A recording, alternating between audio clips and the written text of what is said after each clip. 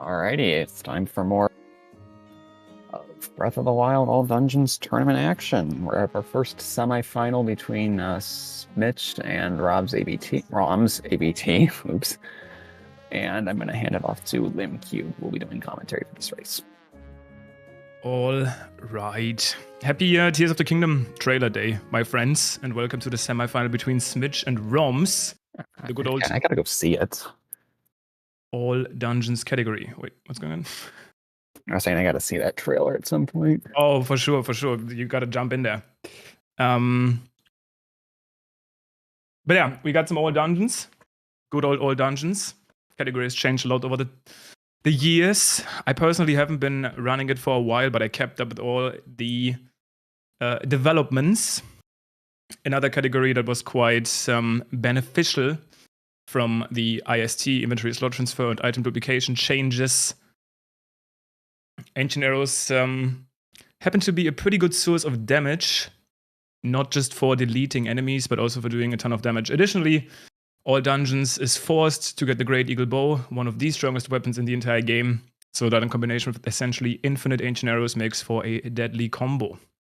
But as far as I know, these runners will be doing slightly different routes. The BLSS change, or like discovery, made it possible for runners to now efficiently skip the Great Plateau Tower. There's actually one cool detail about this, in case you don't know yet. Getting the Great Plateau Tower basically activates most warp points in the game, but there's some exceptions. It activates all of the shrines to be able to be teleported to, but there's some unique niche cases where you can get teleports anyway. One of them would be the activation of the tech labs in Hateno and Akala. Another one would be the Divine Beasts, and that's what these runners, or at least Smich, because I know Smich is going for the towerless route, will be using to their advantage.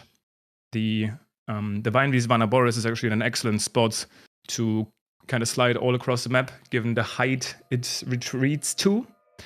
But we are on our way now, both runners starting the game in Italian. That is the fastest language for All Dungeons, so no surprises here. And then we might see some slight differences in the Great Plateau. But then as far as the Divine Beasts and the main strategies are concerned, we are going to be looking at pretty much the same. Another huge benefit of IST in All Dungeons is obviously duplicating fairies.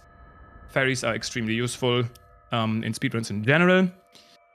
I remember when I was asked some years ago if there was any glitch that I think would be extremely beneficial to speedrunning, I always said invincibility.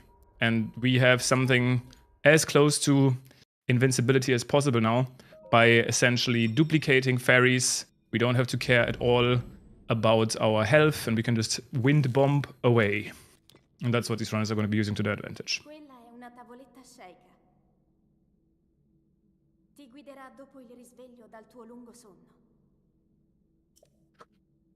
No surprises.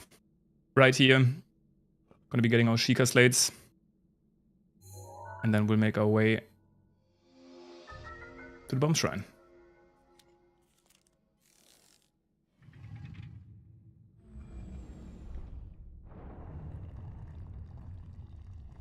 Now, I think this is still a good time, because we know there's an opening. We're going to be running out of the Shrine of Resurrection here. Hopefully they'll be clipping smooth. An interesting outlook today to what All Dungeons might look like in the future. Looks like dungeons are a much more central point of Tears of the Kingdom. So I can't wait to see the All Dungeon speedruns over there. That's definitely something that a lot of us will probably look towards to when we get our hands on that game. But for now, and this is a question that still comes up sometimes, we are going to be doing the actual Divine Beasts. Sometimes people ask, wait, what do you mean all dungeons? This game doesn't even have dungeons. I guess it kind of doesn't, but we just consider the Divine Beast dungeons simply because All Dungeons has been traditionally a super popular speedrun in pretty much any Zelda game. Getting those caldo perone, aka chili peppers. They will not only give us a little bit of food here in the early game, but we'll also use them later on in Rito Village to perform the inventory slot transfer glitch. Unfortunately, Smich got a little bit of a hit there. One of the Bokos can easily happen, and it is actually pretty scary. Your food is pretty tightly calculated in this run. not only do you take cold damage from the clipping, but you actually also take quite a bit of damage in Bomb's Shrine. If you go for the ideal wind bomb, you'd only take 1 heart of damage, but that's not necessarily something that's guaranteed, otherwise known as the gamer wind bomb. Yeah, DLC is not part of this run. It makes the run entirely different and much, much harder.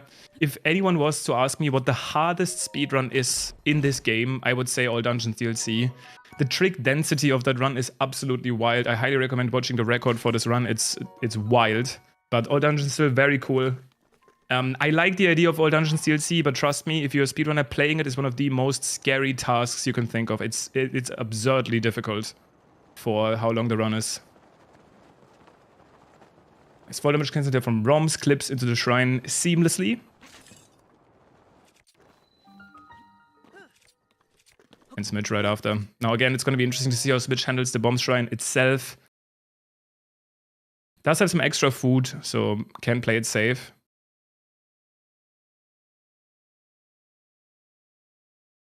Which I would recommend here.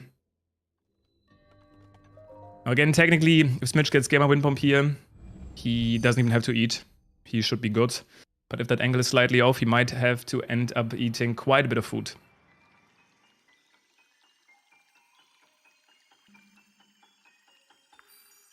Yeah, I did hear about the VAR router strategy. I don't know what cycle is the fastest now. I saw some timing from ZDI, where you go to the rotating wheel with the Rivali scale at the start. But I've also seen other...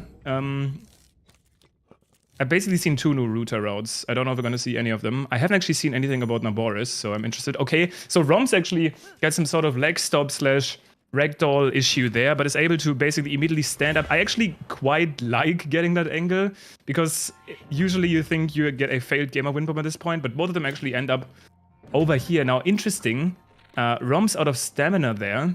That shouldn't have been the issue, though.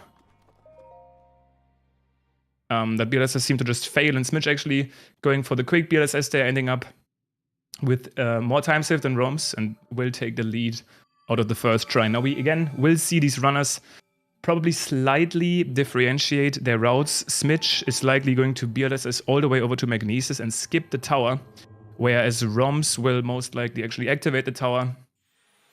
Again, this means Smich is saving a bunch of time now, but Roms is going to save some time later by being able to do more efficient warping. The biggest difference is going to happen at the Vanaboris segment.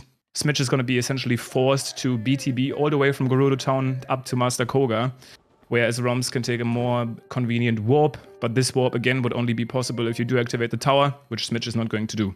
So we'll see them go apart a little bit here and get closer together after the Varuta segment.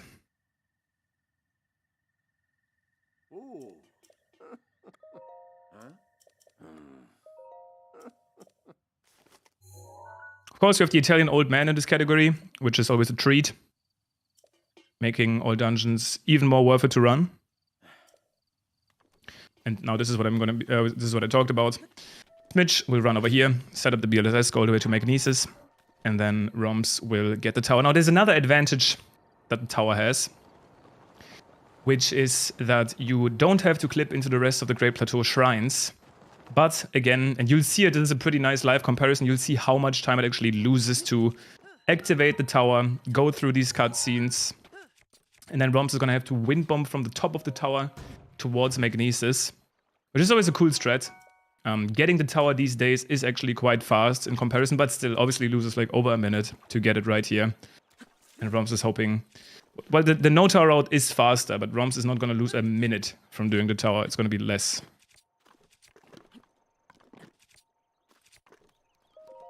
But again, it is ideal technically to skip the tower, which is what Smich is doing. But Roms is going for the more consistent strategy.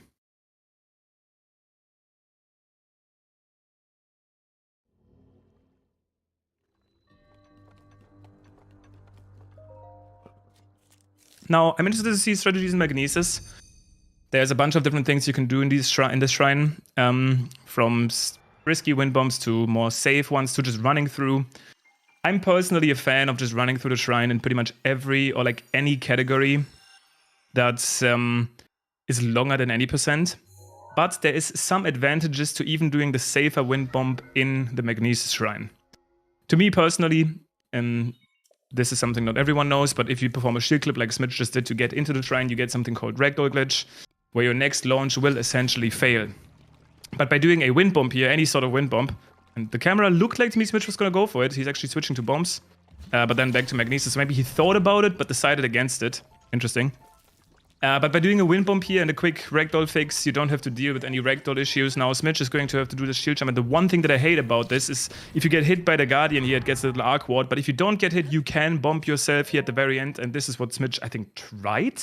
Now, this is actually interesting. Maybe he's gonna go for the quick fix before stasis wind bomb, which I personally just like. On the right, you can actually see Roms now going for this strategy I talked about, intentionally inducing lag to the game to be able to cancel your wind bomb early and then fall damage cancel out of the sky, being able to skip the great man, great man, he's not that great, old man Great Plateau cutscene.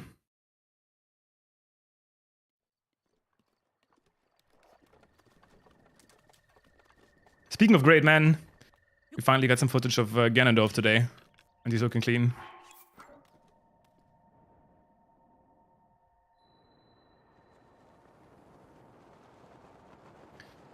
And yeah, you really see the difference come into play. Smich is already done with Magnesis, where Roms is just starting it up. But then again, you'll see Roms not having to clip into these shrines. Now, I'm a little bit concerned.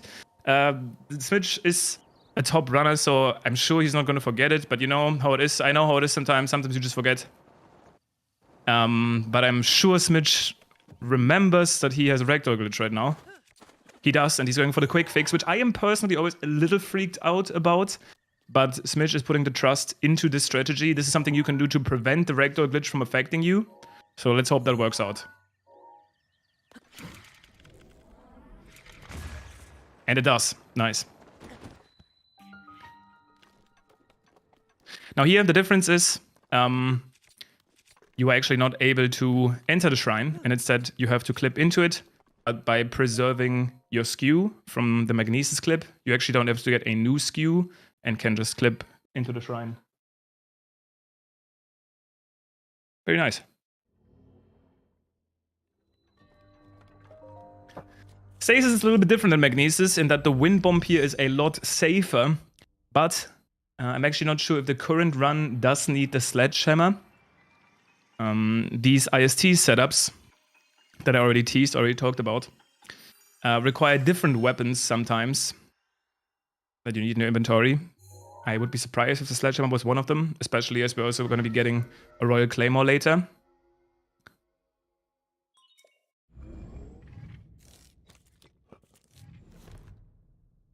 So I'm assuming that Smich is probably going to go for the wind bomb here. But again, in races, and especially long categories, I mean, in long categories and especially races, that can be risky, but Smich is going to go for it.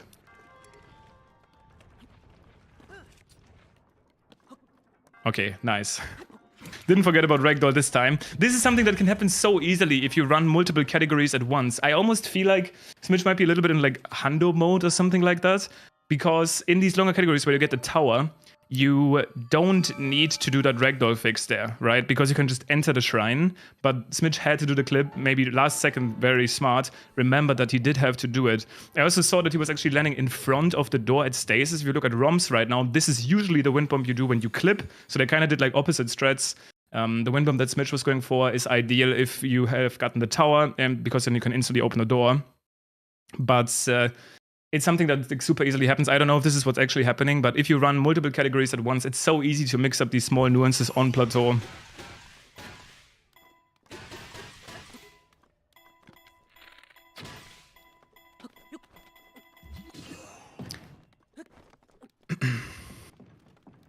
Doesn't pick up the arrow there, but that's actually not needed. I think both runners are going to go to Hyrule Castle, where they can get a bunch of normal arrows. Your arrow count in this category is actually important, as it will basically decide how many rubies you will duplicate during the inventory slot transfer setup. And you do need, I think, at least 7 rubies in order to purchase all of the items you need in this run, such as the Gerudo clothing.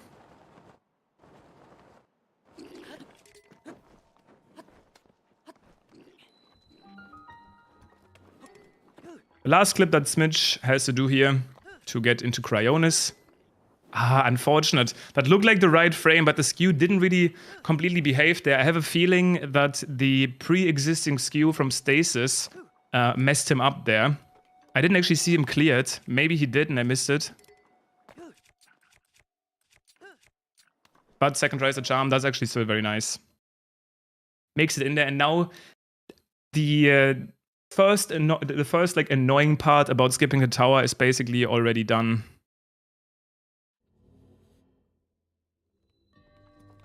Oh, okay, I missed it then. The skew was clear. It's just Cryonis ESC, sometimes it is a little strange. But yeah, as long as Smich is able to BTB towards Master Koga later quickly, then the tower skip will definitely end up saving him time. Looks like Rom's almost slipping off the boulder there, but I think that was just the camera. And he's just behind now, is going to be able to just enter into Cryonis, so that's going to be an advantage.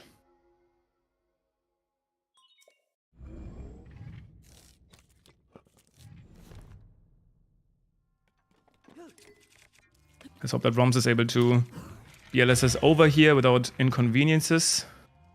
This is one of the worst... oh my god, that is actually Commentator's Curse. That was an annoying overworld load as well.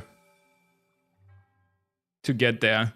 Something that can happen during BLSS easily is if you slide and an overworld load happens and you continue to flick the stick, the overworld load can stop exactly when your stick is kind of neutral, messing you up. Let's see how bad / good this autosave is. I guess that's to be expected. I was gonna say this and the BLSS over to the Temple of Time are the most punishing to miss. Especially in races, as in normal attempts, this is just a quick reset.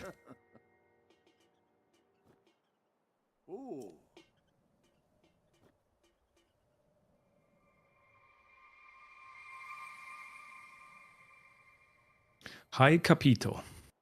That's what the great man says.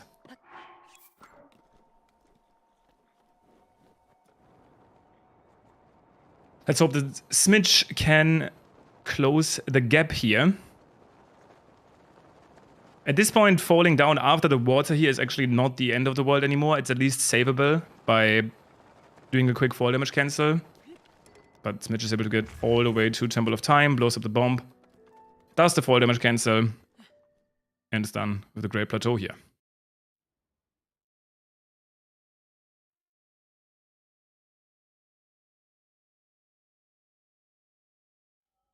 Very nice, very nice. Roms did make it into Cryonis now. He's going to wind bomb through the shrine and then make his way to the paraglider as well. And now we're going to be doing our early game routing to collect some useful items that we will then duplicate. It's going to be attack up food, ancient arrows, fairies, and I'm pretty sure even a quick royal bow in Hyrule Castle.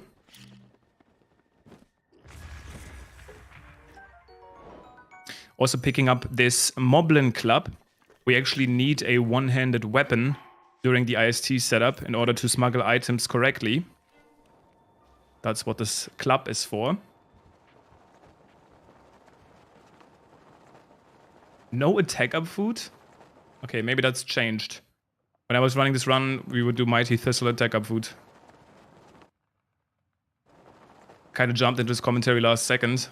Oh, I'm a little bit rusty on this category, but maybe no attack up food.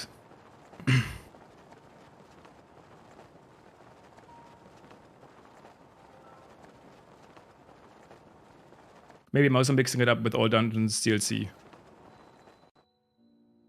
That used to get it.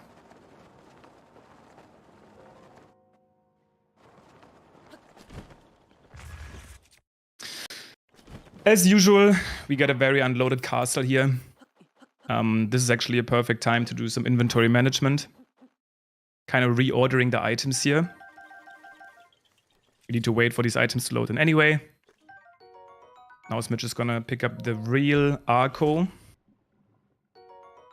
Freccia Ancestrale, obviously. And some extra arrows.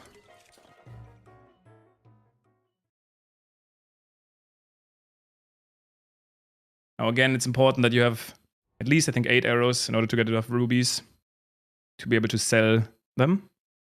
So we do need some money in this run. Was the best. Oh my god. Okay, thank god. Rom's cutting it very close. They're landing very calculated on that little wooden slab and is able to get the paraglider here. Now, this is a scary part in the run. Smich is able to make it work. These mid-air wind bombs here on 1 stamina bar and very little health can be scary, but this gets you just in the right spot to set up a slide that will get you all the way to the Tabantha Fairy Fountain, where we will pick up that fairy I talked about to essentially become invincible.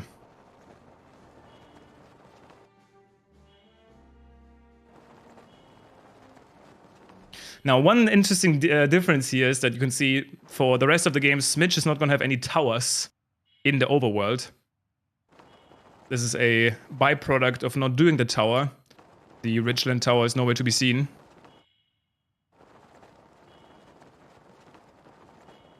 Doesn't really make a big difference, but it is interesting to point out. And Roms is on his way to Castle now, going to be getting those same items. And even though Smich is definitely in the lead, and by a decent chunk too, again, it's looking even more drastic because we haven't reached Vanna Boris yet, where the no tower route is going to lose an additional bit of time compared to being able to warp.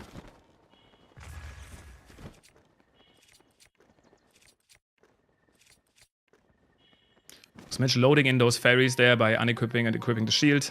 Those Fartars. The Sparacciofo that he unintentionally picked up there was, I guess, unintentionally, or Smich is still going for attack food? No, just using those Sparacciofos essentially to delete some extra item slots for the IST setup. That makes sense. And then also going to be picking up the Royal Claymore.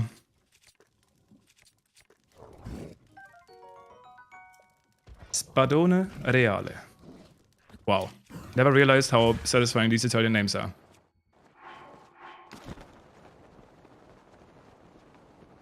Don't think he got the super launch there, unfortunately. Ideally, you want to get that. Gets you all the way to Rito Village, but another one here will be just fine. This area down there is decently laggy too, and this looks like a super launch. Very nice.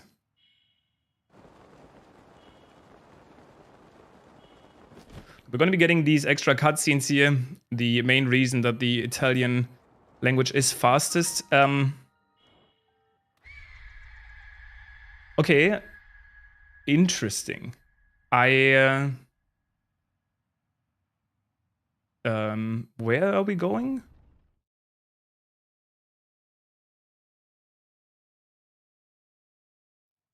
Oh, interesting. That's like an easier way. Okay, I didn't actually know about this.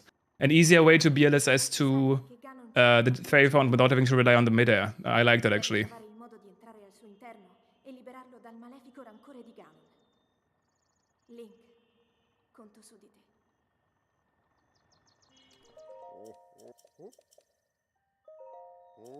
Wow, this actually hits so different now after today's trailer. Because we're about to go to Teba's place here, where there's like this little guy sleeping just on the left of Link right now. And that guy's name is Tulin. Doesn't seem to be playing a major role, but looks like he will be in the sequel of this game. He's just sleeping right there. Looks like he's gonna go on an adventure with us in the next game. You can see him right there. He's sleeping.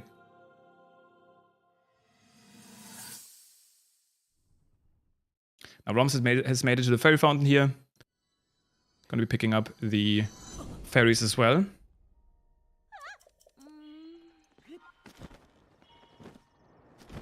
And Smich is now gonna go to the shop and prepare his inventory slot transfer setup. Now in a race, this sort of thing is scary. Failing this would essentially require you to restart your game and lose a lot of time. So you really want to be careful to do everything correctly here. What is essentially happening is that Smich is first going to be smuggling some items and then sell these smuggled items to the shop vendor.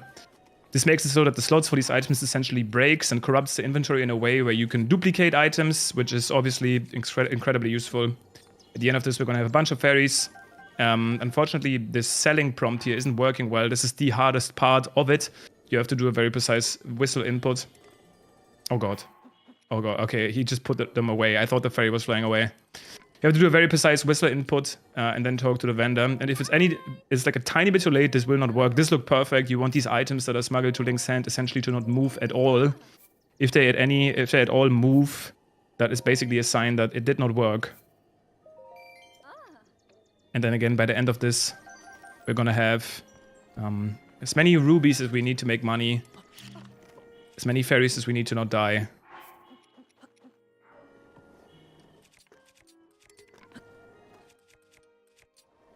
And a bunch of ancient arrows. It's gonna be our main source of damage.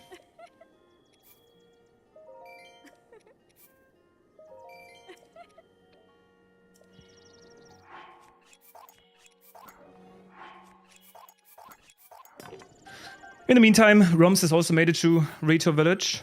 It's gonna be doing pretty much the same thing.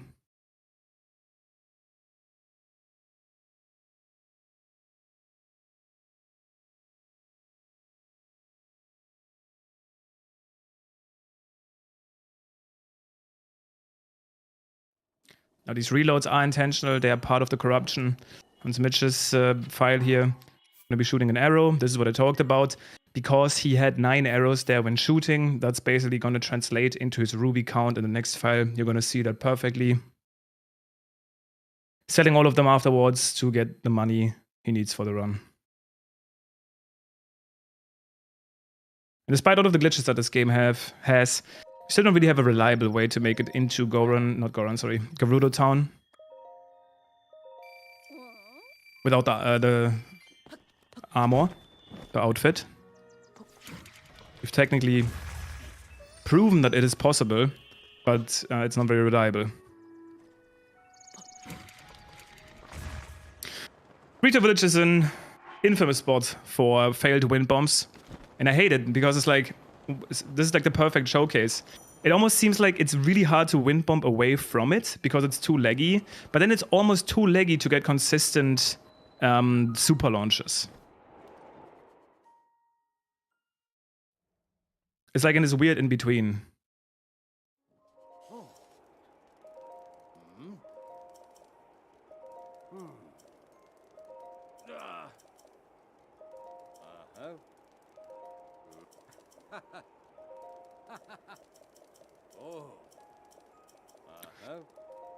I don't know the secret no armor strats. I'm ready.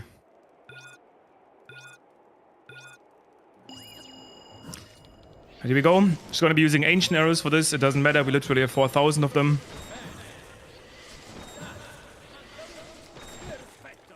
Roms in the meantime is also performing all of the necessary steps for the duplication.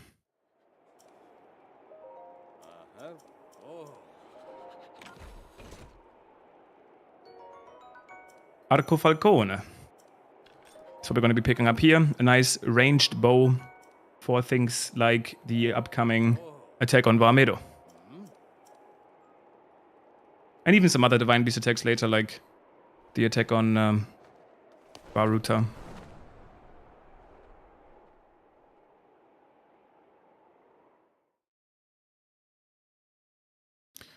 Another upside of the Ancient Arrows here is that they actually take down these cannons with a single shot. In the past we had to fire twice. As bomb arrows were not strong enough to take out the cannons in one shot.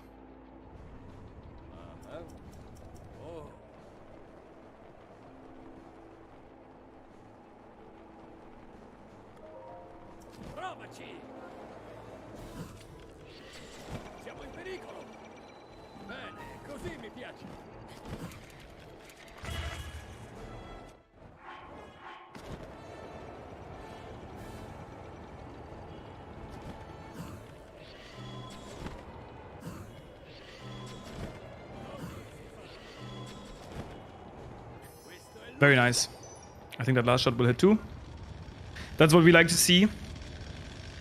There's a bit of cues for the segment, but it can be a little weird sometimes.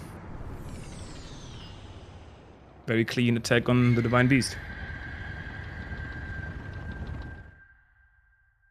Now Roms has acquired all of the items needed, and it's going to make his way to the flight range as well. Very nice wind bomb here. Super launch not even needed with that angle. It's going to take him all the way to the flight range.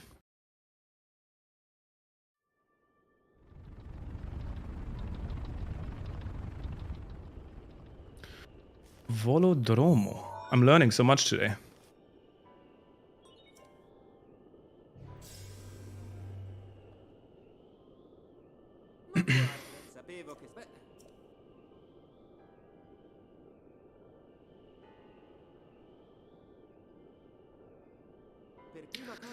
Now, Medo has a bunch of different strategies you can do. They have also developed quite heavily over time. There's different opportunities to perform slides, different opportunities to perform crazy strategies revolving around the last terminal. So I'm interested to see which ones Smich opts to do. No BLSS here, just quickly running over. The perfect angle, the BLSS can save some time here, but it's not necessarily recommended.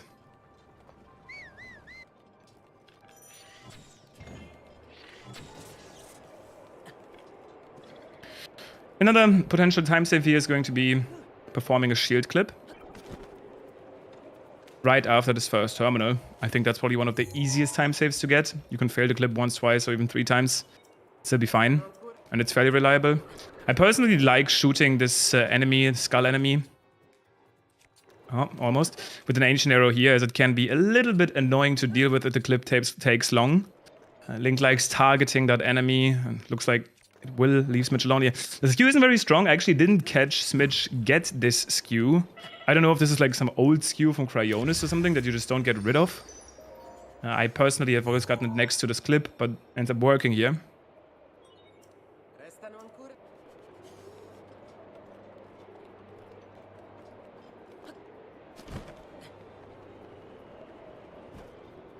This basically plays itself. You just jump down, get the second terminal, or third actually. They are playing in Italian, and the reason this saves time is especially the last cutscene. After defeating all dungeons, Zelda talks to you to congratulate you and lead you towards Hyrule Castle. That cutscene just saves a decent chunk of time in Italian, making it the fastest language for this category. Mid-air wind bomb all the way over here to the other wing of Meadow. You can actually squeeze into an opening here in the Malice. Very nice. And now there's some interesting stuff you can do at the end here. It looks like Smich is going to be going for it. There's a pretty specific timing that you want to go for here.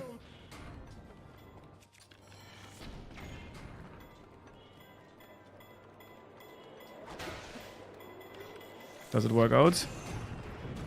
Very nice. You can see what happens.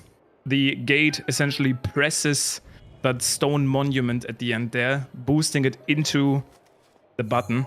Pretty timing precise strategy, but very cool looking and pretty fast.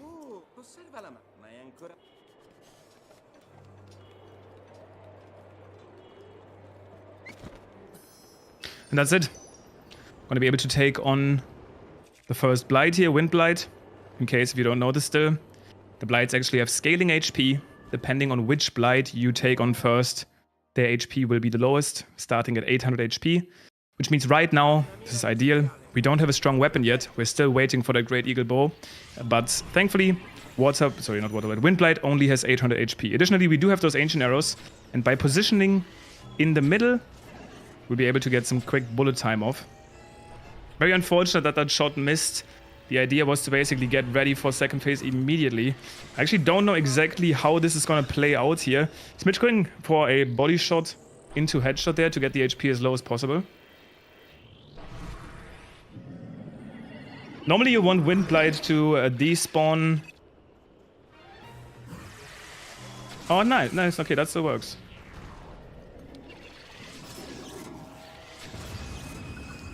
Sometimes Wind Blade can start phase 2 by teleporting away, but I guess he was still in the right spot.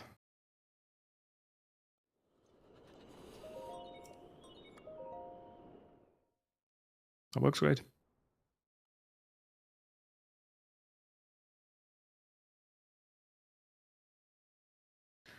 Now Smich will get big rewards here for defeating the first dungeon. Not only Rivali Scale, which is essentially like 10 times less useful than casually, just because you have things like wind bombs. But the Great Eagle Bow is still very powerful. Roms is opting for the BLSS over to the other side here. And actually going all the way over, that is quite risky, but manages to make it work. Hopefully he's able to squeeze through here. Nice. Can be a little bit dangerous.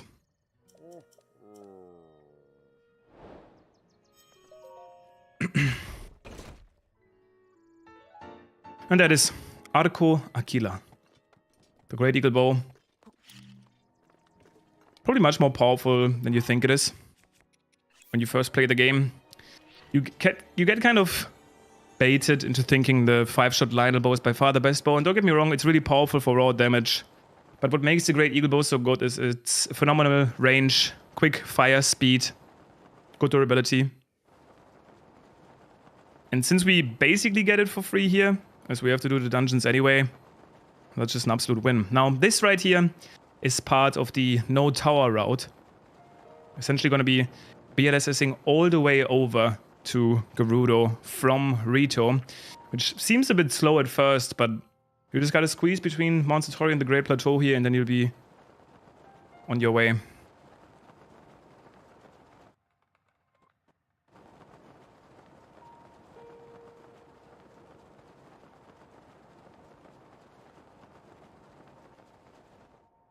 Fortunately, hitting speed cap there, this is something that can happen if you go too fast. Hit that speed cap, Link is just going to immediately slow down to 0. A little bit annoying to deal with.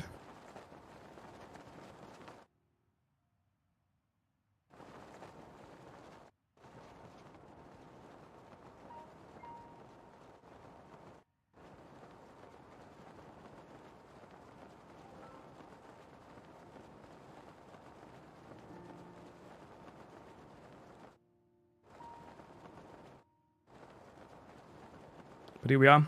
Gerudo Town is coming up, and we'll see that big towerless difference here fairly soon.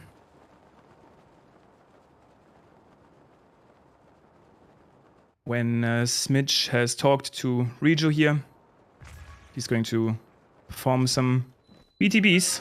Barely see those anymore, but that's cool that this route still shows them off.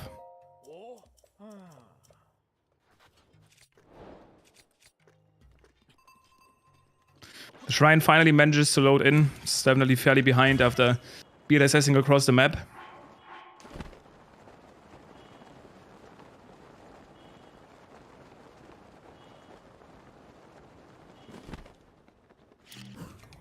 Mid-air wind bomb here. Taking Smich to the right spot to be able to purchase the Gerudo clothing. Bazaar Arzur. Are these real names? They all sound like so good. Arco Aquilo. Bazaar Azur. Like this is like a... Damn.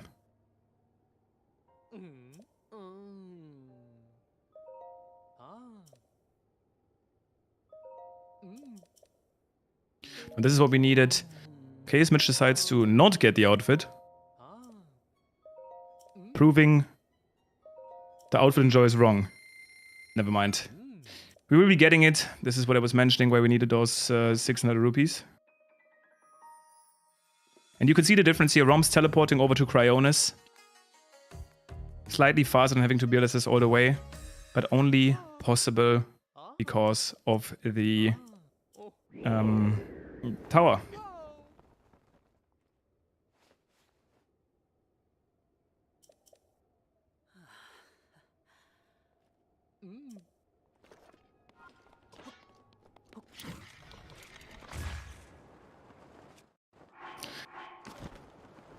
Now Smich is on his way back to Gerudo Town now that the outfit is obtained. He can go and meet Riju. So this is actually a little bit deceptive. We see both of them right at Gerudo Town. But Smich has already purchased the outfits.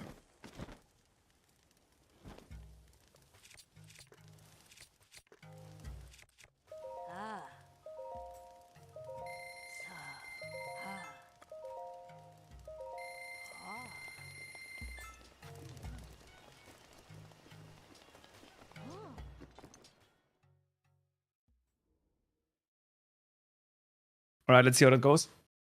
We still have to go through the dialogue with Riju. Roms, on the other hand.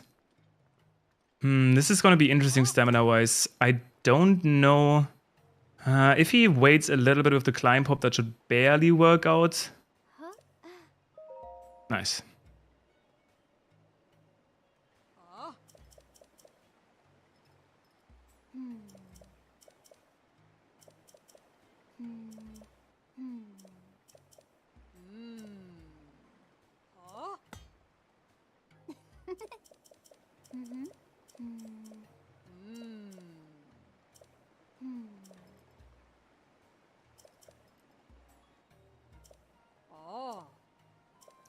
Now, one of the issues I personally have with all dungeons, and I know a bunch of runners share that sentiment, is that for how long the run is, the density of cutscenes and dialogue is quite high. You have to talk to all of the descendants and champions to progress those quests. But it's fine, sometimes it's nice to get a little bit of a break and maybe get some water. Quick snack. And now this is what I was talking about. Smich is wind bombing over here to this Lizalfo's camp. It's going to be luring those bokoblins in just the right spot to freeze them and then look at their feet as we do and bouncing off their butt. Angle here looks fine. This is what you want to see.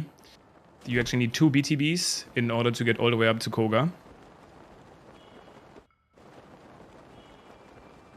Second one is going to be over Moblin.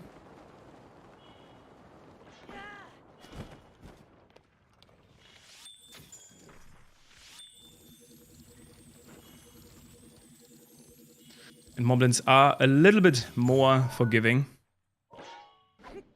Some of the best BTB enemies. Delaying the shield jump there a little bit. Going into bullet time, and this looks nice. Just enough height to clear that mountain and make your way to the hideout. Ideally, you might even be able to just clear this mountain barely. Very nice.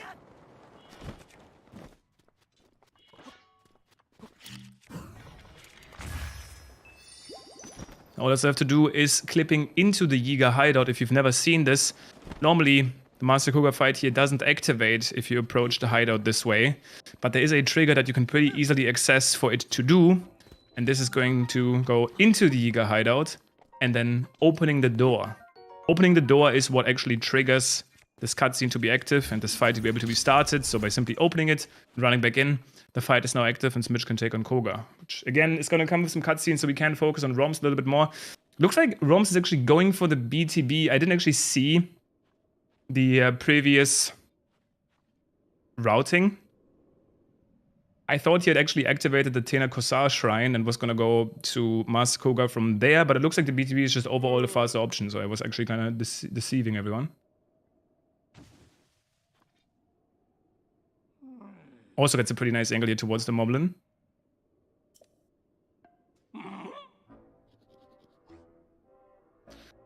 Other difference here is going to be that Roms might teleport to Cryonis and Smich might teleport to Naboris after they do the Divine Beast here.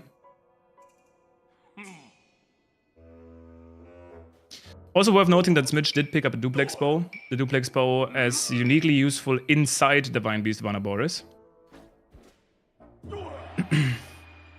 But Rom's also getting very nice BTB there.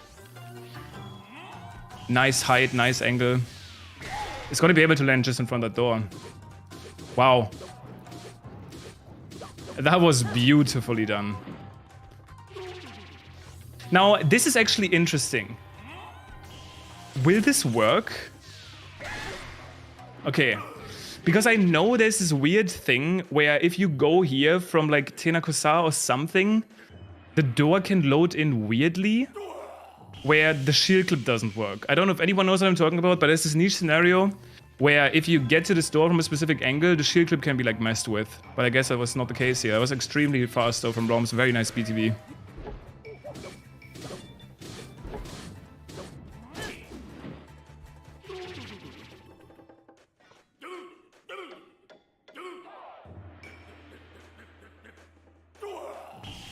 Now both of them fighting Koga. Rom's still in the introduction cutscene. Going to be going for the one-shot here by slamming Koga with the orb from a specific angle and letting go of the orb just before the hit. You can actually get the damage credit for 2 hits, making that final phase a breeze.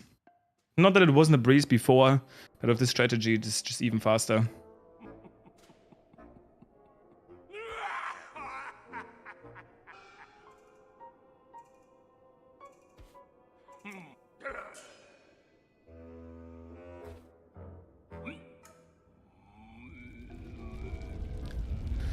Now Roms is going to be going for the same strategies, and it just goes to show how big of a segment Koga really is. It's just a lot of cutscenes, again, before and after the fight, even in between the phases. You end up doing, like, playing the game in this segment for, like, probably 30 seconds at most.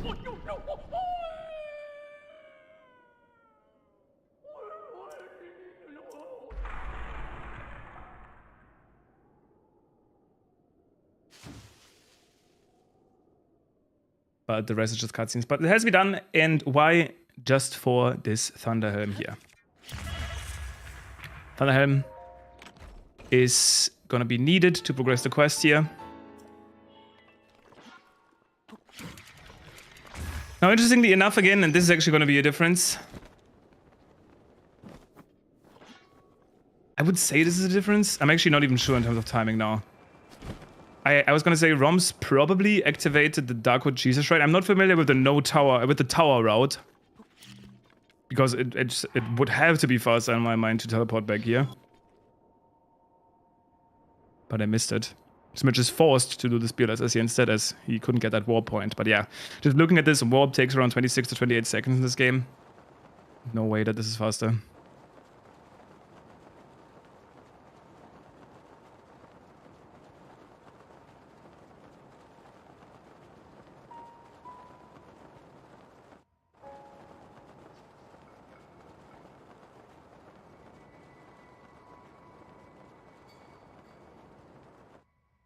Then again, though, I guess you are able to build this right into the town. I'm interested to see what Roms is going to do here. I would still guess that teleporting is faster, but very nice that you're able to just fly all the way to Riju here. She's already ready to attack the Divine Beast.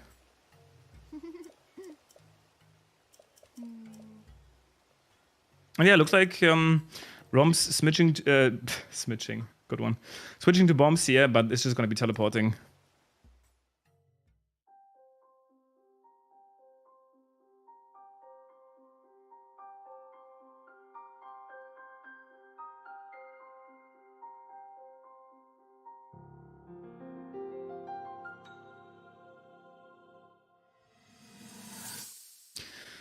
Another memory that we will be skipping. Unfortunately, the best cutscenes of the run, which are the memories, will not be visible here. As we can skip them, and that's obviously faster. Now, we can see these runners have actually gotten kind of close again. Rom's got some really nice movement there towards Koga.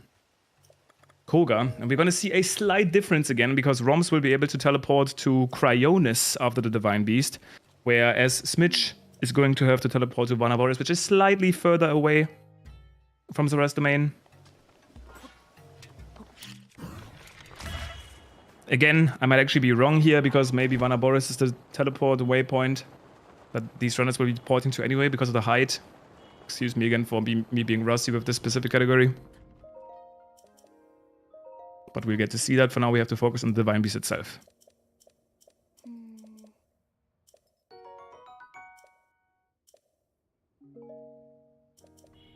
Getting even more bomb arrows here. We got a bunch at the attack on Varmedo. We actually don't need them as much anymore, as we have so many ancient arrows. Simply no longer really needed. They used to be our #1 source of damage.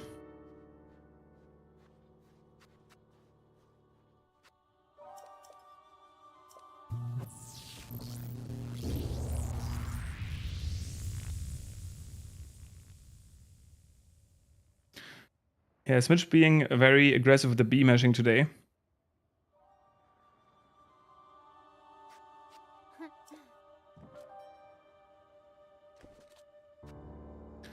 Another cutscene. At least we get some banging music here.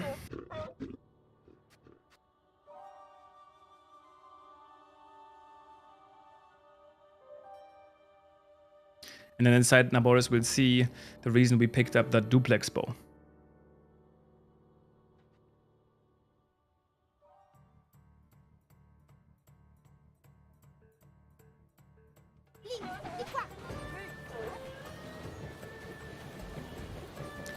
Now one strategy you can go for here is basically ditch the sand seal and instead wind bomb over to this mountain. It's going to allow you to BLSS perfectly towards the Divine Beast. You just have to be careful that you do communicate this with Riju, otherwise she is going to send you back. And this is actually one of the biggest mistakes you can make in the entire run. If you unintentionally tell her that you want to give up here, you go all the way back and have to sit through this entire cutscene again, which would lose you minutes. Fortunately, Smich is not going to make that mistake. We'll be sliding to Naboris. Thankfully, we get a little bit of a yellow dot on the map here, but we can actually even see it in the horizon. And then the Great Eagle Bow here will one-shot the legs easily. Bomb arrows for this, as there's no difference. Okay, did get that shot there. The one... Oh, no. I think he missed one of the shots on the legs. I was going to say the one danger is not even that you get shocked here. Like, no one cares. You have essentially infinite health. But the real annoyance is that this cutscene plays. So if you do this fast enough, you can skip the cutscene. Not a big deal, but might be a small chance for Roms to make back up some time. So let's see how that goes. Roms now approaching. Boris, this is a really close race. Despite what happened so far. Again, the tower skip making it look less close than it was. Smich. And Broms both playing actually phenomenally. I think Broms really killed it with that entrance into the hideout. Really saving a good amount of time there. Very nice angle here for the shots.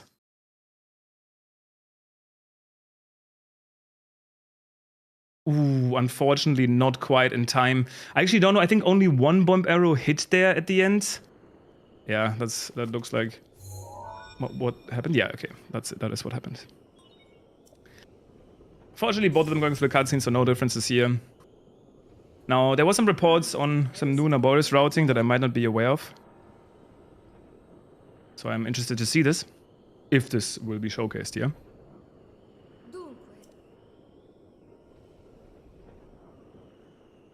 Oh, were you talking about like Naboris entrance or inside Naboris? Oh, I see.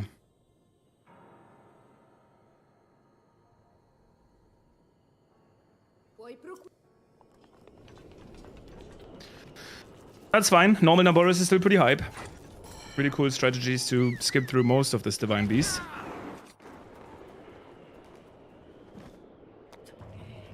I'm going to be starting off by getting this wheel into the right position to align with the other wheel.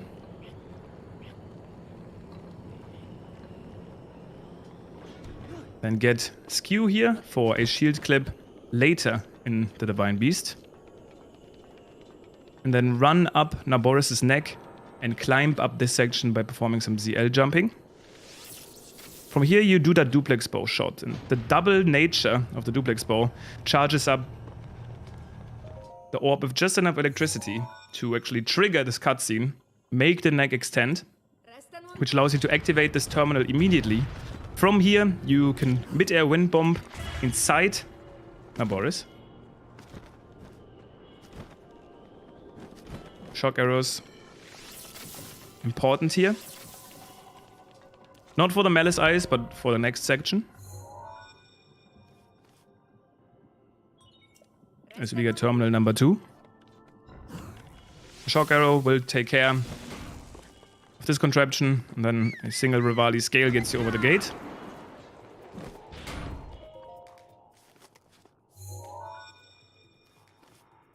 I'm not sure what happened to Roms.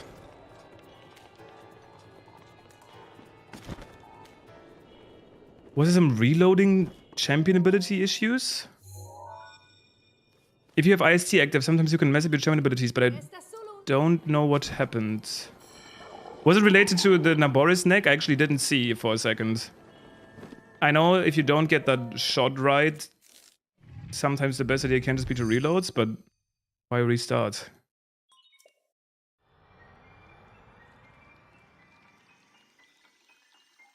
Oh, he missed the neck terminal? Okay. Yeah, I agree. Sometimes messing that up can get the cycle inside the borders all out of sync. And if you don't get that initial cutscene, which you only get that cutscene once, you can be in trouble, and getting that terminal can be a pain, so I can definitely relate.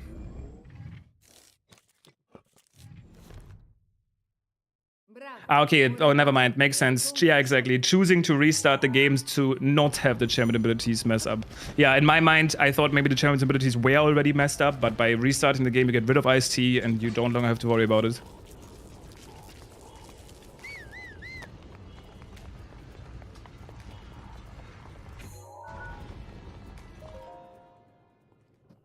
This cutscene is pretty crucial because it allows you to buffer that ZL input that turns you around. It can actually be pretty annoying there to perform the movement inside that neck as it's kind of working against you. Smich going for an extremely fast clip here, very nice. Not even bothering to wait for that terminal to slow down at all. Immediately gets rid of Ragdoll Glitch and is going to be approaching Thunderblade. That was clean. Roms is quite low here. Will hopefully avoid the Void out.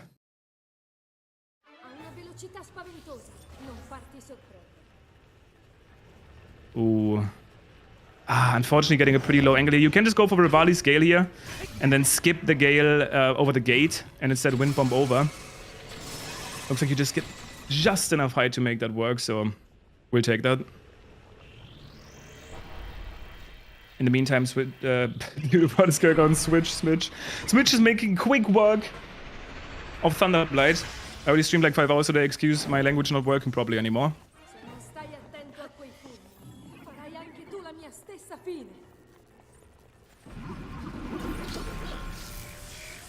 Smitchman, the Switchman. I guess that's still correct. Anyway, quick shots here on Thunderblade. One more will take him out. Nicely done. 2 out of 4 Divine Beasts completed. Obose's Fury will still have some use for us. The heart containers do not. Getting those hearts will simply waste us time as we have enough fairies to beat the entire game.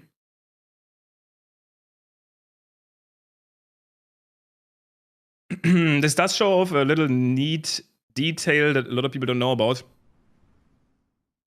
Which is when you do skip those heart containers, which most people casually obviously do not do, they can actually reappear in the game. And Smich is going to be teleporting there to make his way to Zora's Domain.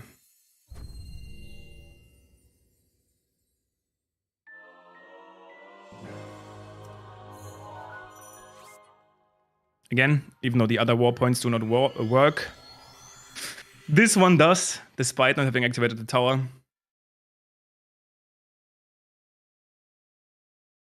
And that's where we'll find that heart container. We'll still be skipping it though, unsurprisingly.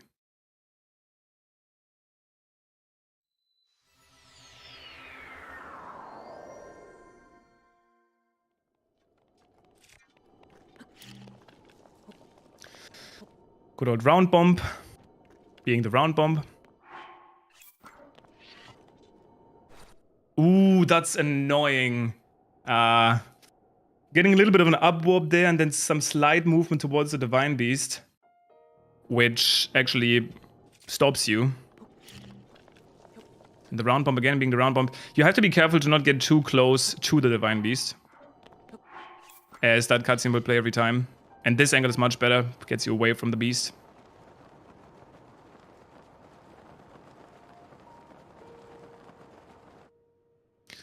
You can see here, Smich is basically about to get past the Cryonis Shrine. This is where Roms will be able to teleport.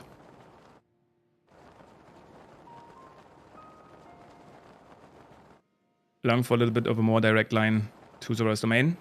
He's currently fighting Thunderblight.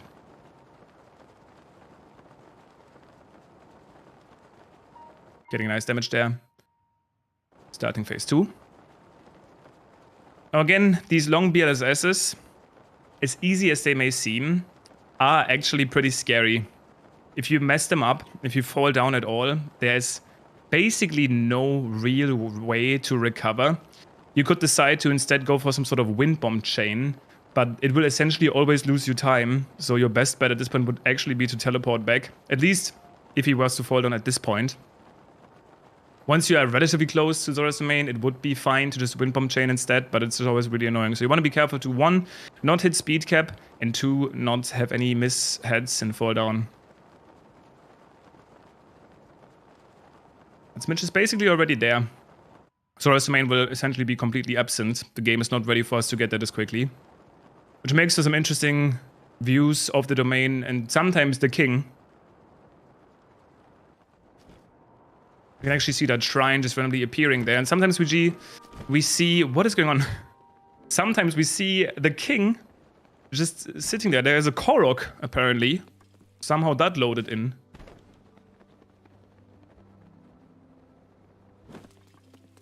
Here we got... Ah, there is.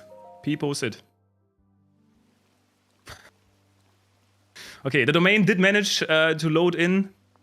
Sidon airdropped into the domain.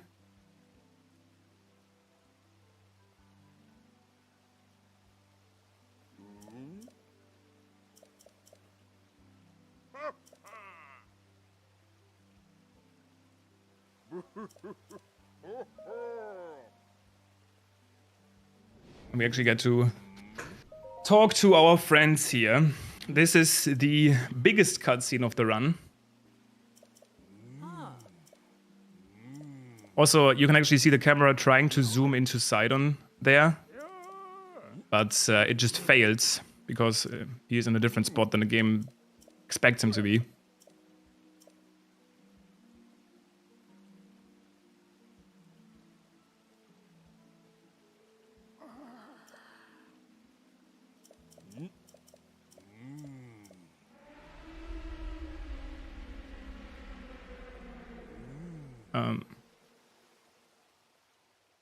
I'm trying to figure out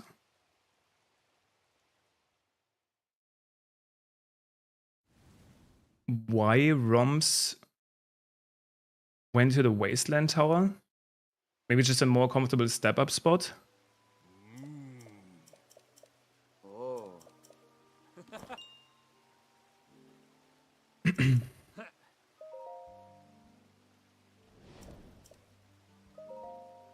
But should just work fine.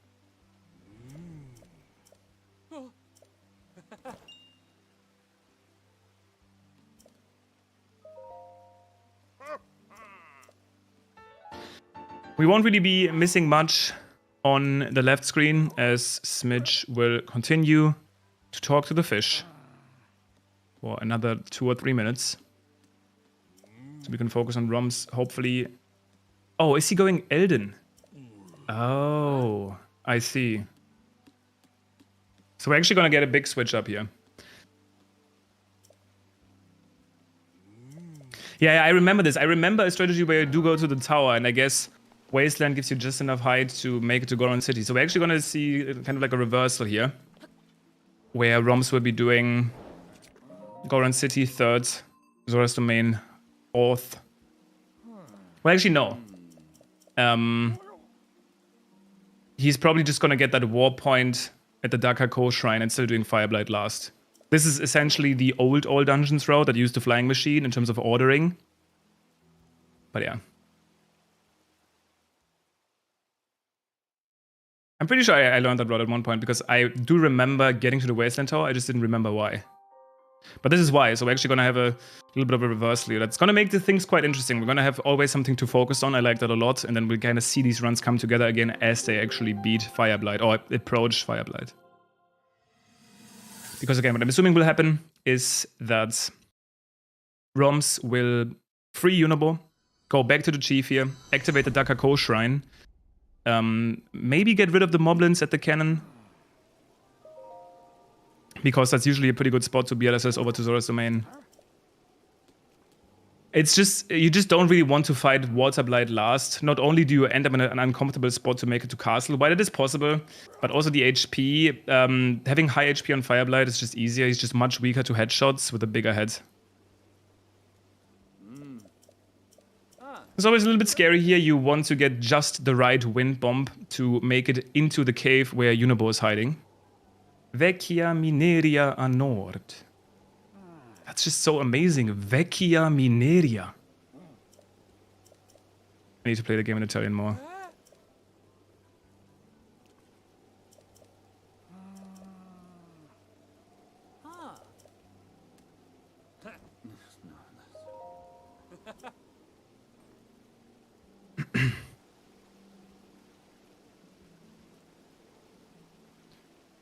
Roms will simply wind bomb back to Bluto.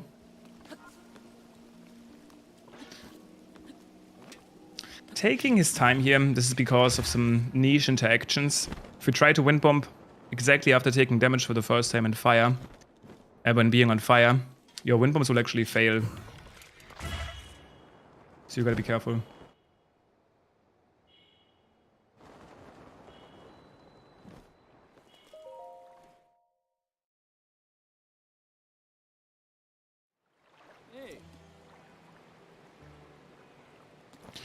At the same time, Smich is about to start his attack on the Vine Beast Varuta.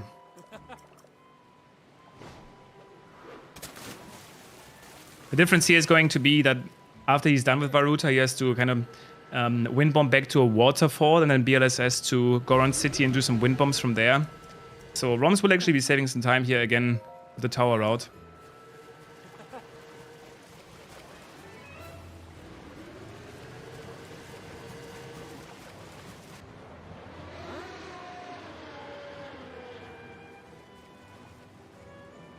And my prediction once again is that he's actually not going to approach Fireblight right away.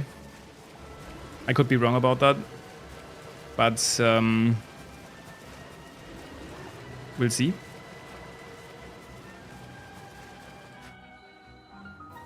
In my mind, he's gonna head to that shrine over there, activate it, and teleport back here later when he's actually planning to attack the beast.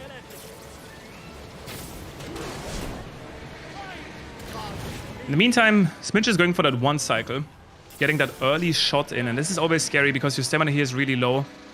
Ooh, what's going... Okay, the wind is... I'm not very knowledgeable at that one cycle, it's always very scary to me, but Smich does make it work. Super scary. Very clean. Now yeah, Roms is actually not taking care of the Moblins here, is using that step-up spot on the torch to BLSS all the way to Zora's Domain now. When he's done with Zora's Domain, he's able to instantly teleport back to that shrine and continue the quest.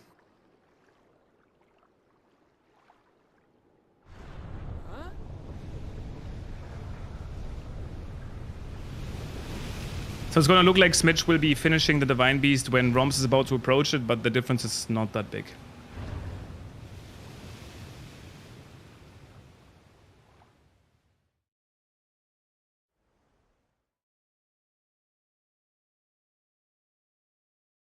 One of the other highlights of Italian localization is that the button to blow up bombs simply says boom.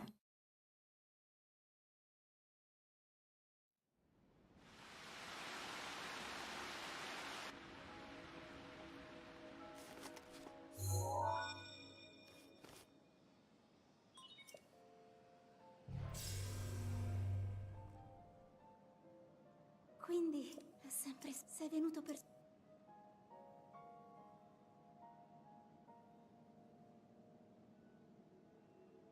in tal caso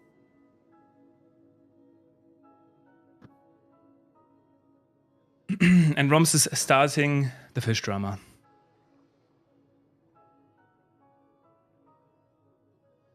Now let's see how Smich is approaching Ruta.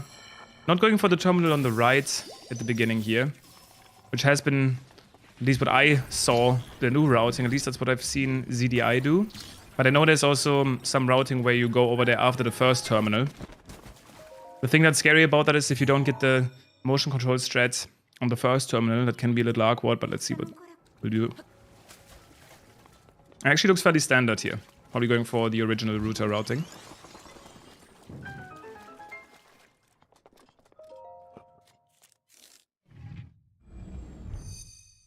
Router is very cycle-based, as the wheels inside the Divine Beast are turning basically no matter what you do, especially the last terminal, at least with the original route. There's only so much you can do.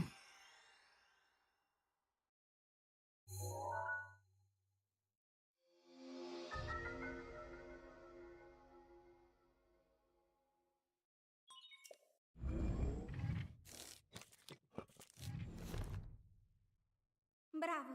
Ora guarda per riconquistare coraggio. Now, the second you move router at all here, another cycle will start moving. The second wheel there is basically dependent on where the water is flowing, so you want to be playing correctly from here.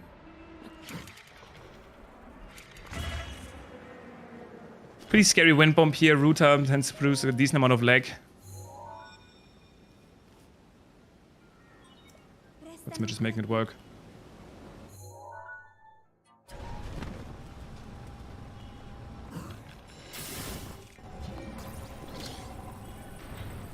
Rom's still in the fish drama here, part 2. Always takes quite a long time. And again, I'm expecting that Smich will be wrapping up the Divine Beast when Roms is entering it, but again, the difference is not that big due to the different routing. Both of them are playing very well, by the way. Just worth pointing that out again. This is the semifinals after all. So we have some really good runners here. Smich is able to make that cycle here. This is what I was talking about, just fine. And the interesting part here is going to be that last cycle.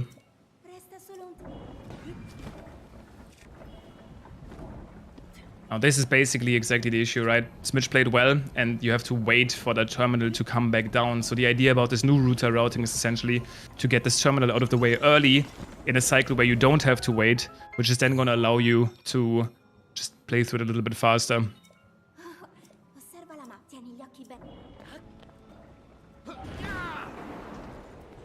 Rivali's scale is actually really nice. Gets you just over this wall and out of that wheel quickly. And then we're going to be fighting Water Blight. Now, by now, we have reached Blight number 3, which means this guy has 1600 HP. But this is a great showcase of the power of the Great Eagle Bow in combination with Ancient Arrows, making insanely quick work of that enemy, together with headshots, multipliers on multipliers. Works every time.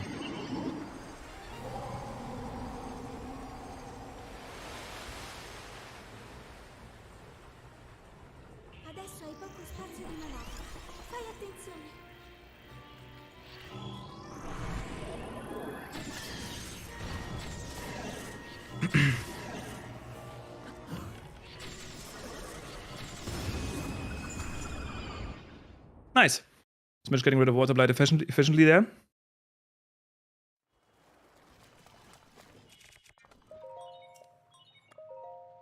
Once again skipping the hard container, and is going to make his way to Goron City now. Now once again, this is basically what I had called. Roms is now approaching the Divine Beast, and you're going to think, oh wow, Smich is like 6 minutes ahead or something. This is not quite the case, because he is going to have to make his way into Goron City, save Unobo, and make his way towards that cannon.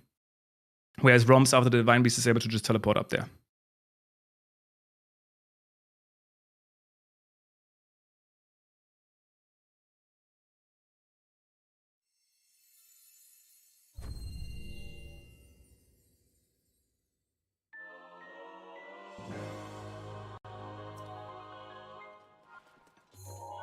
Yeah, that's the guy from the Tears of the Kingdom trailer. Yep, just jumped into the water there. Now we're actually going to make use on Smich's screen here of the Zora tunic. In case if you somehow didn't know. Which is basically impossible, because you just already saw it. That thing can swim up waterfalls. And Smich is going to use that feature to essentially gain extra height. This extra height we can then use to BLSS all the way over to Elden.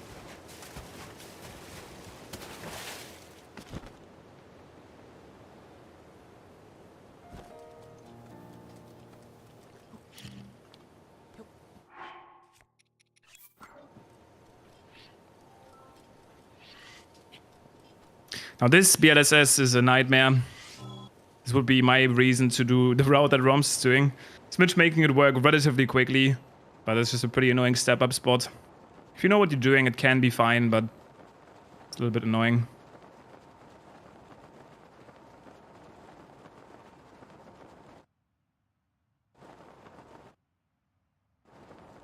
We don't quite have the height here for Smich to be able to actually make it all the way into the city. We're gonna need one extra wind bomb.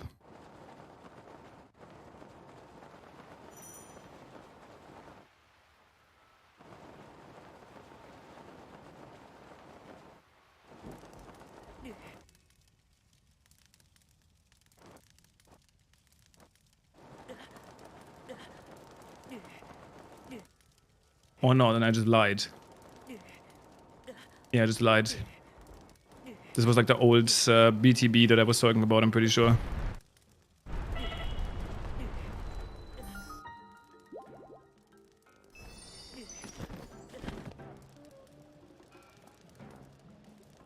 What I meant is that the height works out perfectly to reach Goron City.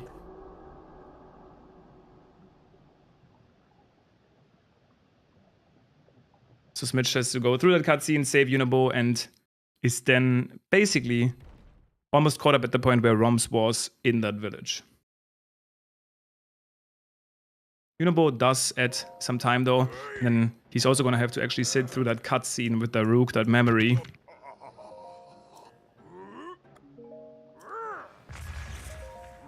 Wait, what? Smich really is a bee enjoyer today. Press B.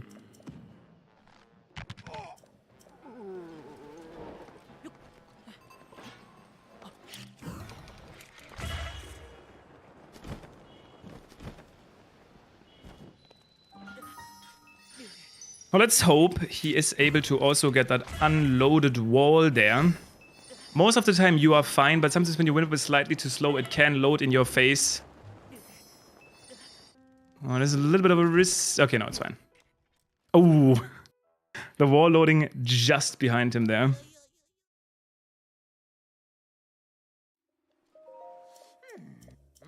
Roms is having some issues with the terminal here. There is the strat that he was trying to do using motion controls, where you flick the wheel just enough out of the water to be able to activate it. Specific order for dungeons, well, it's just the fastest one. It's just that it doesn't really make much of a difference whether you do Rudania or Ruta, 3rd/4th. Well, no, the order is specific, but like the routing can slightly vary. The main idea is that we always want to do Var Meadow, the bird, first, as it gives us a powerful weapon. And then Varna Boris just makes sense to be done second, especially with the way Windblight works. And then the other two don't really matter. But another big advantage at doing the Fire Blight fight last and Rudania last is that the game puts you right back to the opening of Goron City, which happens to be just perfectly in line to be able to make it to Hyrule Castle, which is what you still have to do. You still have to beat the game at the end of the run. So by ending up at Hyrule Castle at the end, at Goron City at the end, you can have a clean shot to the castle.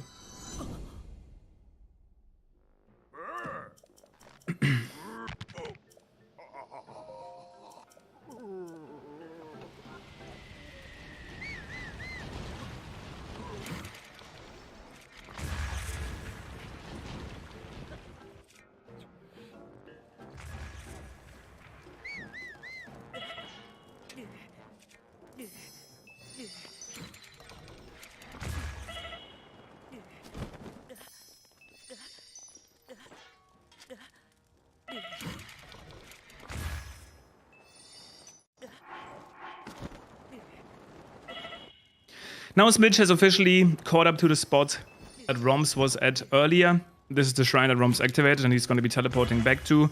So we actually get a pretty clear picture now that Smich is in the lead by multiple minutes. Roms still has to do that entire fight and teleport back. Still some gameplay to go through though. We got the infamous Unibo escort. Last dungeon and then eventually the final boss. They both start the run with 200 fairies and they will end the run with multiple fairies left in their bag. There's no fear to run out of them. I'm pretty sure actually you can have more fairies depending on your shield durability, but you'll probably go through around 100 fairies, if even, in this run. Despite the fact that you lose quite a few in Elden.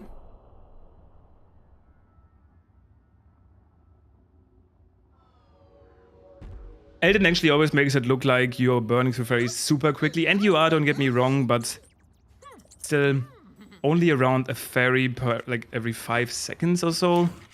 maybe 10 seconds or so, and that's just gameplay. So there's nothing to really fear.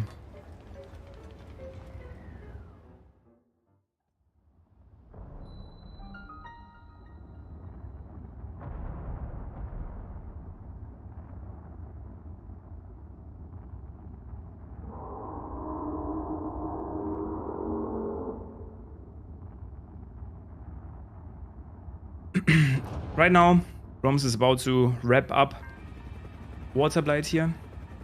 Was a pretty underwhelming shot there. Waterblight, oh, there we go. Waterblight's head can be a little bit awkward to hit.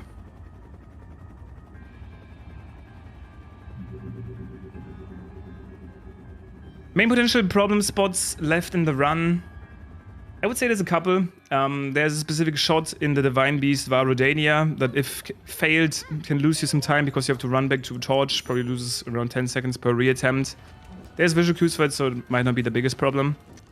Additionally, the Divine Beast itself, there's some blind shots you have to take that you can potentially miss, losing some time. And then the biggest potential one is actually getting to Hyrule Castle. There's a big long-range slide at the very end. And the same is going to be true that I said earlier when getting to Zora's Domain. If at any point you fall down during the slide, backing it up with wind bombs is essentially impossible, so it always ends up having to be some sort of reload. Or some sort of on-the-fly backup. Once again, we'll see a more accurate pace of the run right now as Roms is teleported back to Eldin and is now gonna start his escort mission.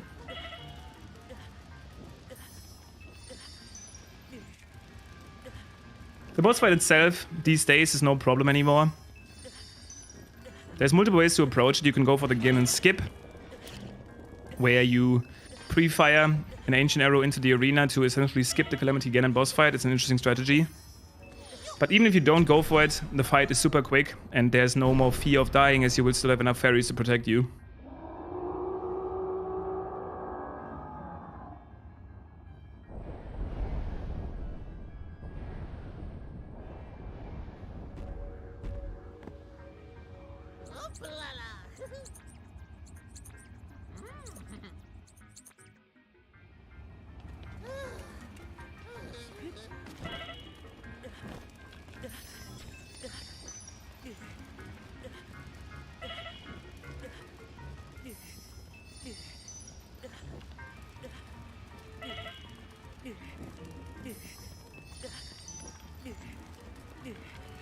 Not too much to say in that escort mission here.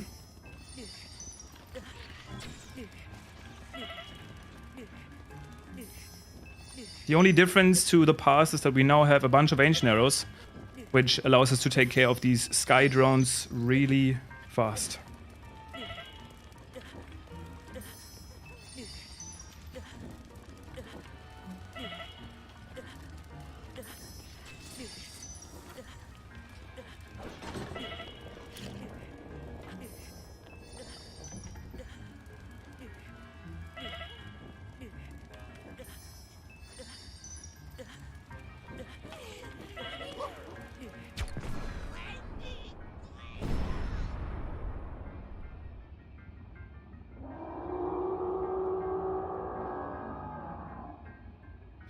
We are almost there though. Like I said, both of them are in the escort mission now. Smich is obviously comfortably ahead. And at least we get some Divine Beast gameplay here on one screen soon.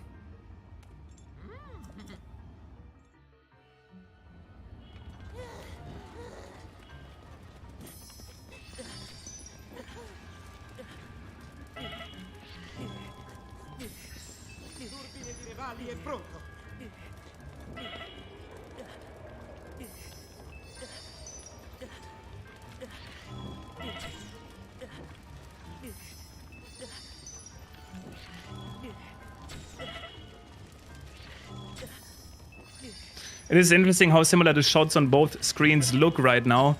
It's just that Smich is already past the second cannon, on his way to the third. Rom's still on that first one. That right there, that's drone can be incredibly annoying to hit. Thankfully we have a bunch of extra Ancient Arrows. I personally like going into bullet time here, but if you get it without bullet time right away, it's obviously faster. And you do get multiple shots at it as you have to wait for Unibo anyway.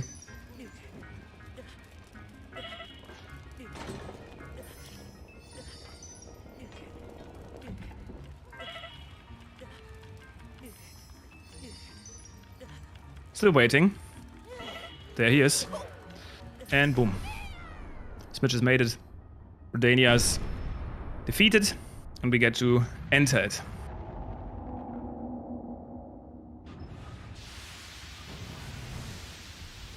We are gonna pay attention to Smich here, as he is in the lead. And if he's playing well, he will take this race home.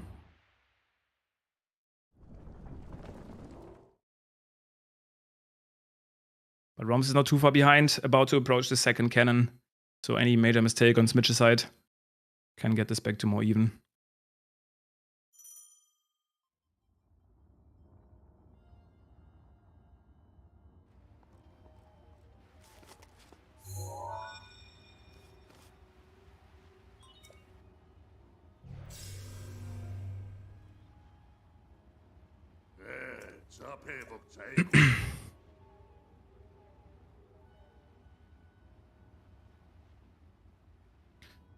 Rodania does have a dark section at the start, which is always very fun to watch. In fact, the entire Divine Beast has some pretty unique strats that I like watching.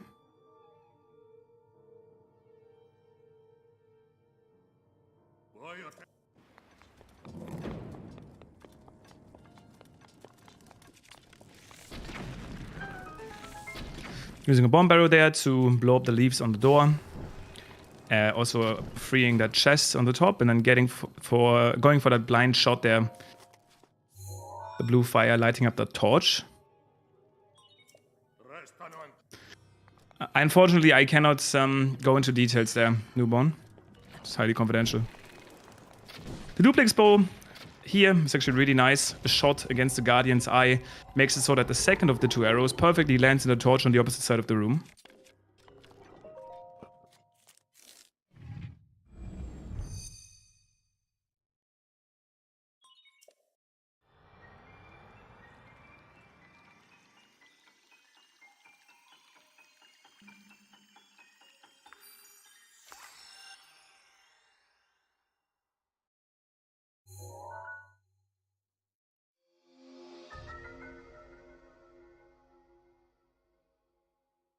I'm hoping that my cat is not about to press my extension plug button. That would be unfortunate. Hello?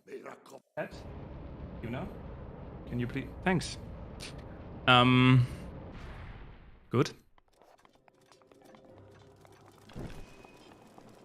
Thomas is waiting for Unibo. And Smich is going for that torch shot I mentioned. You want to shoot in a specific spot. The arrow will bounce off the wall and actually land inside the torch. Very impressive. Always nice to see. Beautiful looking strats, and Smich makes it work quickly.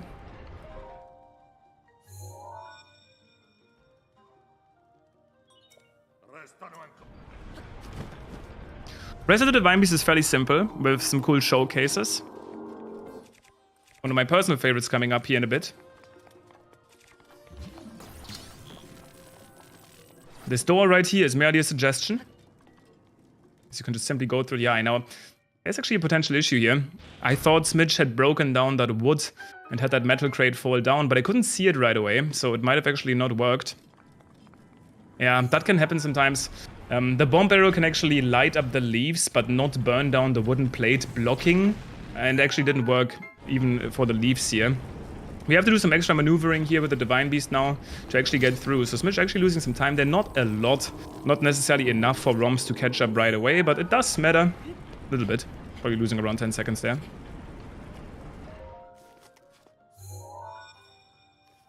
What's the cat's name? Yuna.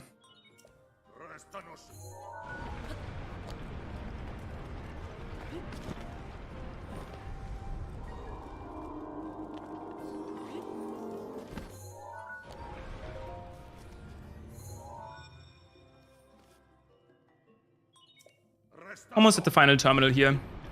Gonna have to turn around the Divine Beast that final time here. If you position around at the smallest pool here and perform another Rivali scale, that takes you up perfectly to the section of the final terminal.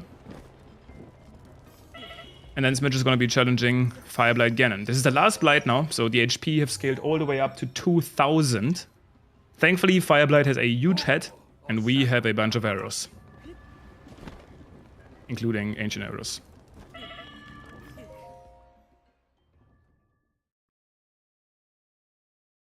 So we've done well. This fight is actually extremely quick. Smich is going to position here, go into bullet time, do a bunch of headshots. Just enough to get him into phase 2 in one simple rotation.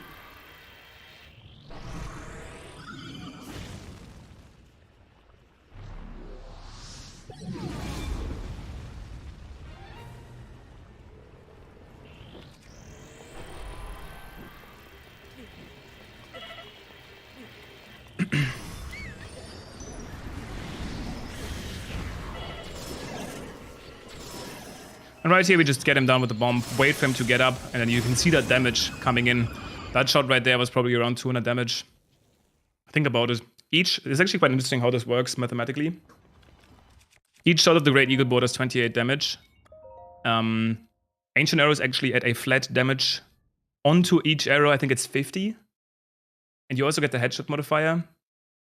Pretty broken. Now, Roms also gets that snipe shot. That's important here. And Smich is on his way to get a very respectable time here around the 130 area. In the 130s.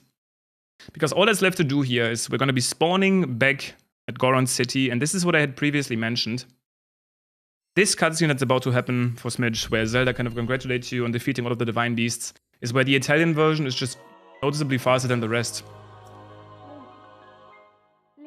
And when I say noticeably, is like we won't notice it here, but in a direct comparison, it's visible. Zelda's kind of speedrunning that. Do you hear this? Talking really fast. And there we go.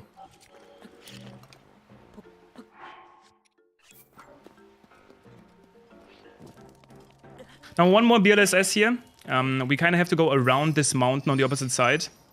We do not want to really interfere with the Korok Forest. It can be pretty annoying to BLSS through that area, as there's kind of like a huge like sphere or like cylinder shape around it going all the way into the sky that can void you out.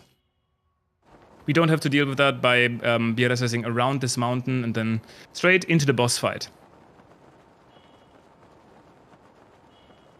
Now this is what I was talking about. We have to hope that Smich has no issues here, doesn't fall down, as falling down here would essentially warrant a reload. Or again, a bunch of backup wind bombs, but it's just pretty uncomfortable to deal with. But from this point on, I think it's probably safest for Smich to just ride it to the castle, and that's looking good.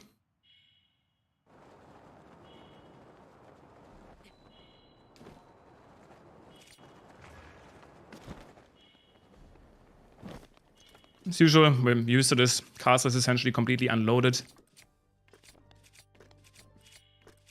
And Smich is going for the boss fight. I'm actually not sure if it's even possible to go for the Calamity skip without attack up food,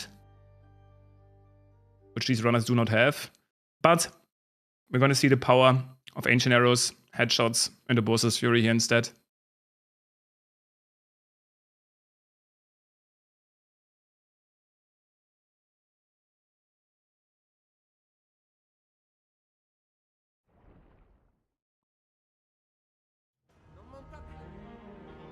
Obviously, the nature of the run, Calamity Ganon is only at 4000 HP, which is half, as we've done all of the Divine Beasts.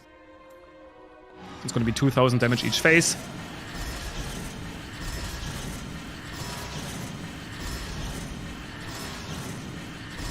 And here we just go.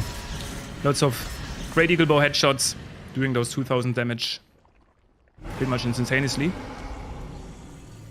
Here we're going to use a Boss's Fury to break Ganondorf's shield. Not only does, but also deals some extra damage.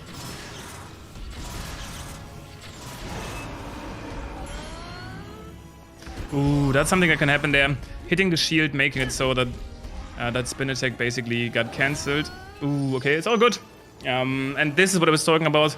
Even though this will lose Smich some time, it's not the end of the world, as we have so many fairies.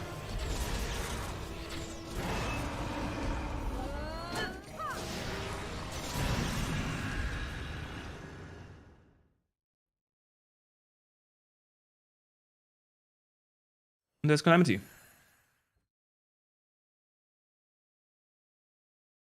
Rom's also on his way to the boss fight now, trading just behind. Very high level race, both of them playing really well.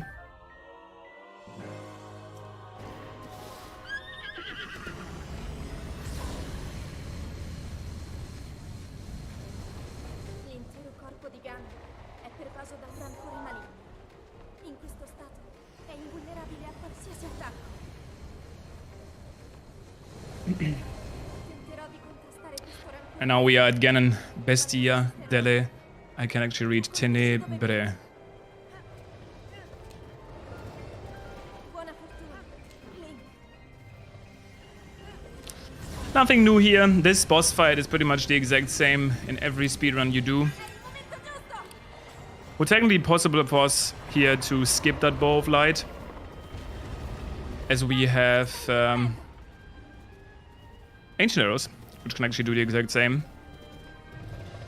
And usually people just prefer the Bow of Light, they're familiar with that range and the timings of the shots.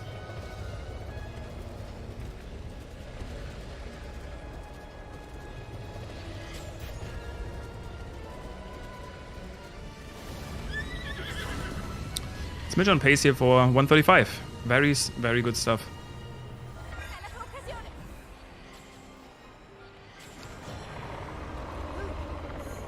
This category has sped up tremendously.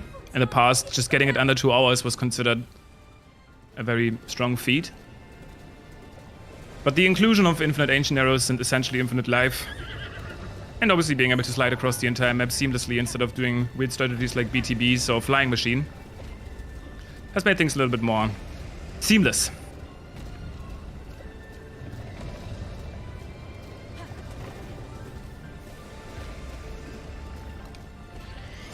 I did not enter this tournament. I do currently not speedrun all dungeons. Been focusing a little bit more on doing all of the shrines. And I've also been sick for like the last 2 weeks, so I haven't really been running much, but that's what I'm doing at the moment. And I'm also very kind of like busy with Tears of the Kingdom stuff as I discuss that game pretty much every day. But very nice to see all dungeons, a category I like watching. And Smich is gonna close it out here. Very nice. Clean performance, taking the win. Roms is already at Divine Beast, so considering how long of a run this is, it's still a very competitive, nice to watch race.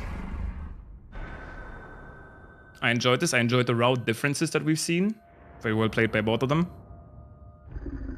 Arguably, if Roms didn't have that little plateau mistake at Cryonis, this would have been a much even closer race, given that this has probably lost him around a minute.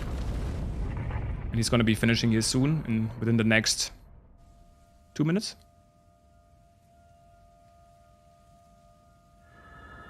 Fortunately, missing that first shot there, unfortunately, but it's fine. Small mistake, but Roms will close it out here very soon. What do you want most for Tears of the Kingdom? Honestly, everything I wanted, I kind of got today. Very happy man today after watching that new trailer. Highly recommend you check it out. Unless you don't wanna go into the game completely blind. But if I was to have one wish right now, it would be a grappling hook. And in fact, a grappling hook that can be used for speedrun strategies. Swinging around the Sky Islands or something like that as a speed strat would be fun. But no matter what, I'm looking forward to it. And I'm sure most of you do too.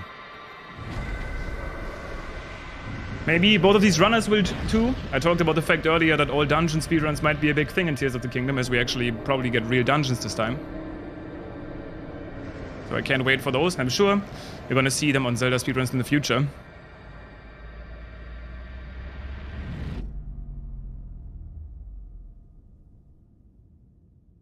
I'm sure they're gonna be just as crazy. Maybe we won't have infinite fairies. That's kind of unlikely.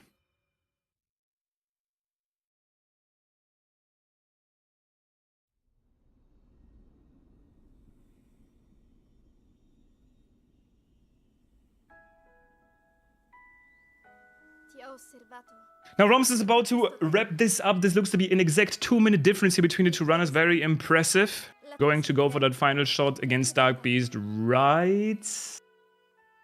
Now in GG's, Roms finishes the run 2 minutes behind Smich. A very close race here for all dungeons, long category. Nice to see a competitive semi-final. It was fun to do some commentary today. Both of the runners played really well. Thank you for watching this semi-final. Thank you, runners, for the fun performance. And thank you, everyone, for watching. Lim, Check out the... Yo. thank you for doing the commentary. Anytime. hoping we might get either of those for an interview, but we'll see. All right. Let's see. Maybe one of them will jump in.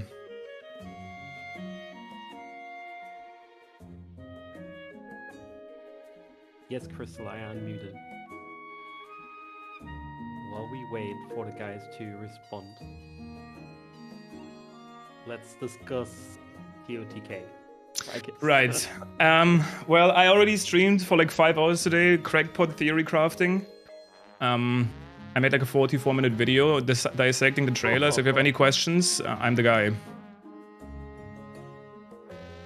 But first, we get You might not even have time. Yeah, might not even have time because Roms is already here. GG's on the 138 Roms. Very close race. Thanks. Aside the little, if it wasn't for the little plateau incident, this would have basically been a frame perfect tie. But you know, we all know how the plateau treats us. How did you feel about the race in general? Yeah, not much to say. A lot of mistakes on the plateau and on Naboris too. I have to True, the relaunch the thing. game. Yeah. But yeah, Smich just play well, so GG's. GG's. I don't know if you had a timer on, and I don't know how well that section usually goes for you, but I was really impressed with the movement to Koga. That second BTB was like amazing. I don't know if you usually get that angle, but like getting that angle and then being able to like fall next to the door was like, it impressed me personally. Oh yeah, I had 2 perfect angles, so it was very fine. The second BTB I usually get it, but I'm having some trouble on the first one. Oh yeah, that's annoying when both was ones nice. Agreed. Yeah, really enjoyed watching the race. Thank you for hopping in for an interview. I again think you both played well. 2 probably bigger mistakes, a better difference there, but just high level gameplay from both of you. So GG's. Thank you for playing. Yeah. And thank you for commentating. Of course. It was a fun time. Wow, Smich not even in the ZSR Discord. Holy shit. That Smich guy. In 2023, not being in the ZSR Discord? That's pretty cringe. Going on? Pretty cringe indeed. But, Torres, I'm gonna hop off. It's getting kind of late. Thank you for having me. Alright. Thank you so much for commentating. Thank you all so much for watching. And no, Tapia, we're not gonna do Among Us later. It's literally midnight here. This is true.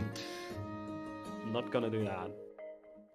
Lim and me are both gonna go to bed. Not the same one, but to bed. Maybe next time. Ish. Something.